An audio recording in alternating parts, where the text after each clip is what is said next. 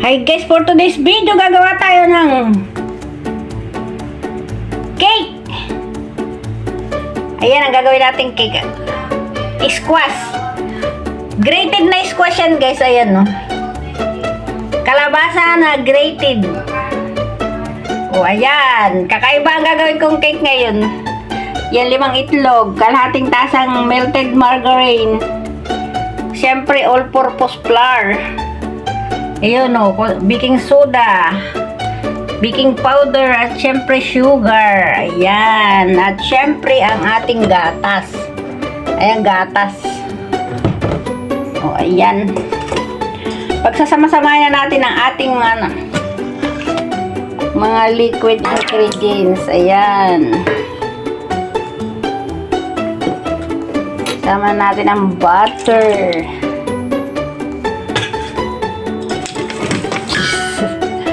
Kailangan kasi mahalo yan. Siya nga pala guys.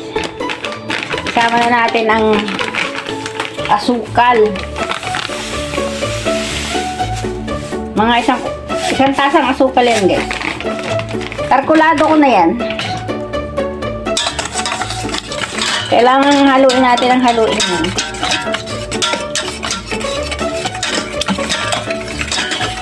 Tapos ang gatas natin guys. Ang hirap no, nag-iisa ako. Wala akong naghahawak ng aking camera, kaya ganyan-ganyan ang aking pagkakahawak. Agoy. Ayan, yung gatas. 2 tasang gatas ang gagamitin ko guys. Ayan. So, kailangan natin haluin yan.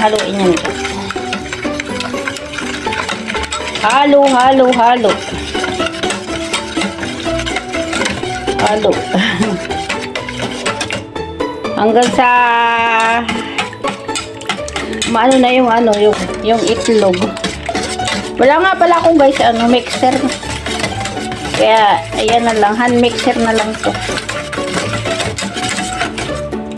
Pwede.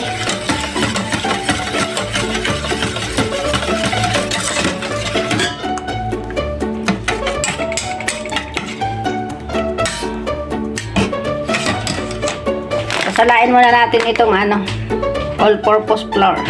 Ano yan? All-purpose flour.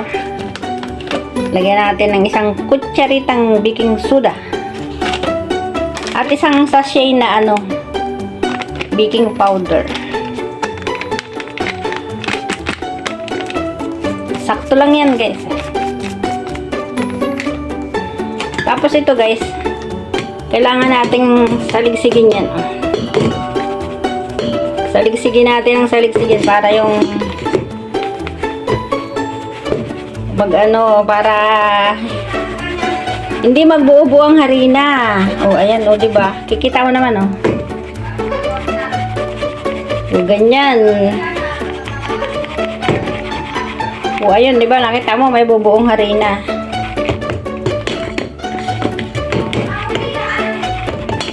Pwede pa yan. Ating ganun oh. Oh, di ba? Ang bilis ng mga pangyayari. So, imimix na natin yung mga wet ingredients. Ito, hindi ko pa masyadong na-mix to.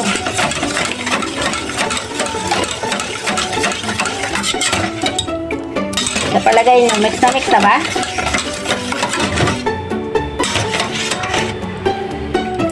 Hindi na. Lagay natin dito, utay-utay.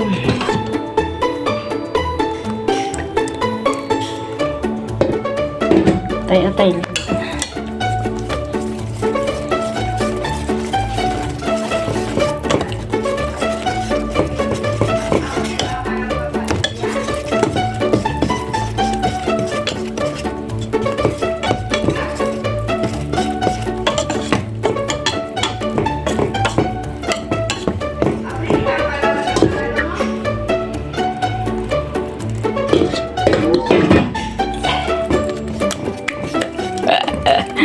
Isang kamay ko nagtatrabaho, isang kamay ko nakahawak sa camera. Agoy!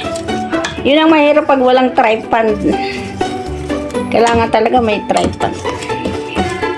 Kaya pag-iipunan ko yan, guys.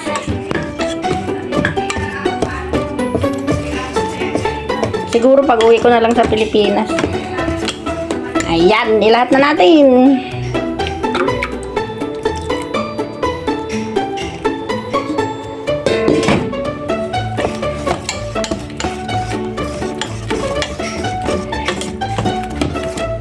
Ang bilis na. Galing ko lang ano. Alam nyo guys, pag nagagawa ako ng cake, within 30 minutes, 45 minutes, luto lahat yan. Preparation at saka pag ano. Oho, hindi pa tapos. Mayroon pang buo-buong harina. Ilagay na natin ang kalabasa. Ganyan lang guys ang paggagawa ng cake na kalabasa. O diba, ang bilis na.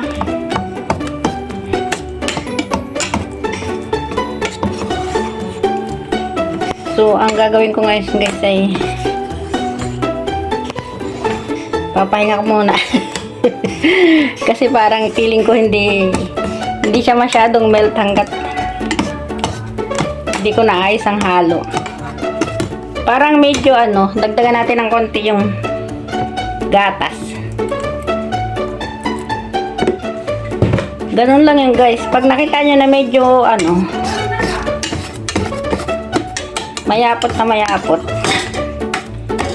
ano mo na lang yung gatas. Dagdagan mo na lang ng gatas or tubig. Yan. Pwede nyo lagyan ng kunting-kunting asin para masarap. So, ayan. Ready na. Ready na guys. Ate na yung ano. Lalagay na natin sa steamer. Ay, hindi pa pala ako pagpainit ng aking steamer. So, ang gagawin ko ngayon ay ipapahinga ko muna yung sandali guys. So, okay, wait lang. At ayan na nga guys. Okay na to. Ready to cook na to. Ayan, ready to cook na siya. Wala na siyang buo-buo. Tapos nag-ready na din ako ng ano, paglulutuan ko. Ayan, nilagyan ko siya ng oil para hindi dumikit.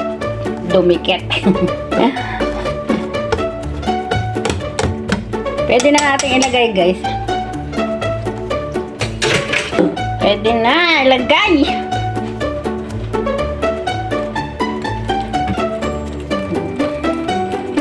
O, diba? Sa isang sandali lang ay magkakaroon agad tayo ng kalabasa cake. Ito kasi guys,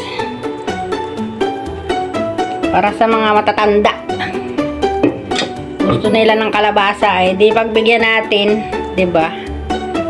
So ayan, nagpainit din ako ng ano guys, ng steamer. Kailangan kasi ang paglutuan niyan mainit na mainit. Yan.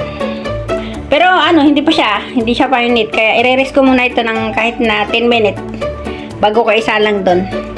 Tatakipan ko muna guys, okay? Habang inintay natin yung painitin yung steamer, kailangan takipan muna natin guys. Dapat ang ano nito, may basahan ano, para hindi magano. Pero pwede na yan.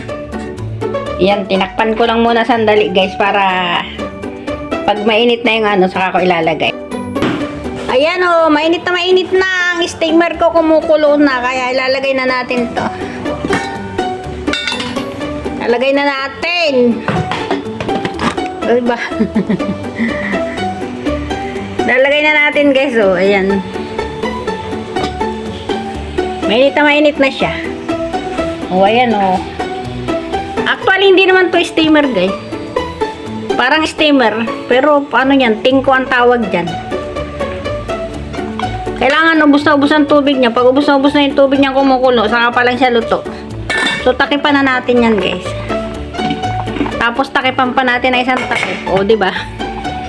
Yun, ganun. Gustong gusto ko talaga magkaroon ng ganito sa Pilipinas. Kasi mo, ito, walang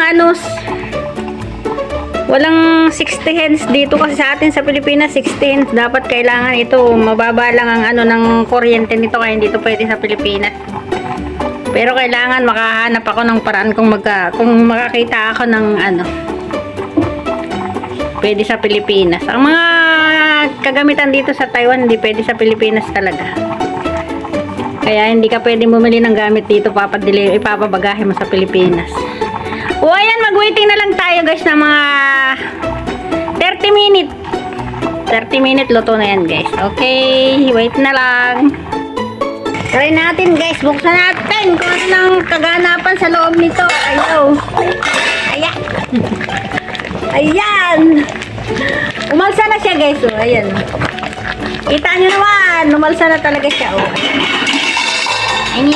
Ngaw. So, hindi pa luto guys. Tinignan ko lang talaga. Masyadong nagme-melt. Nagmo-moist. So, ayan, takipan ko na ulit guys. Kasi hindi pa yan. Pag saktong naubos yung tubig niyan, kumukulo na yan guys. Lutong-luto na yan. Parang oven na yan. Parang niluto sa oven pag naubos yung tubig na yan. Oh, di ba? Tapos na yung ibig sabihin, luto na siya. So, tingnan natin kung luto na. Kasi kung hindi pa luto, tutubigan natin siya uli. O, wala na siyang wala nang ayan pag nagganyan ka kasi tapos wala nang sumama na ibig sabihin, luto na siya. So, ayan na nga guys, luto na yung aking pero parang may pa siya. So, parang pa siya guys. May dumikit-dikit pang Tutubigan uli natin siya kasi masyadong kulang siguro yung tubig na nilagay ko. Kaya, hindi sapat yung tubig na inilagay ko. Kaya lulutuin ko pa ng siguro 15 minutes yan. At ayan na nga guys, luto na po ang aking cake. Ayan, ito na po ang finished product ng aking cake na kalabasa. Ayan, naluto din sa wakas. O, ayan, lutong-luto na. Parang niluto yan guys sa oven. O, di ba? Nang makati yung tubig niyan, parang oven na yan. So, ayan, tingnan nyo naman, O, ayan. Ang aking steam kalabasa cake ay naluto na. Maraming salamat sa panonood. Sana may natutunan kayo guys sa aking mga niluluto. Ayan. Kung hindi pa kayo nakapag-subscribe sa aking YouTube channel, mag-subscribe na kayo para lagi kayong updated. At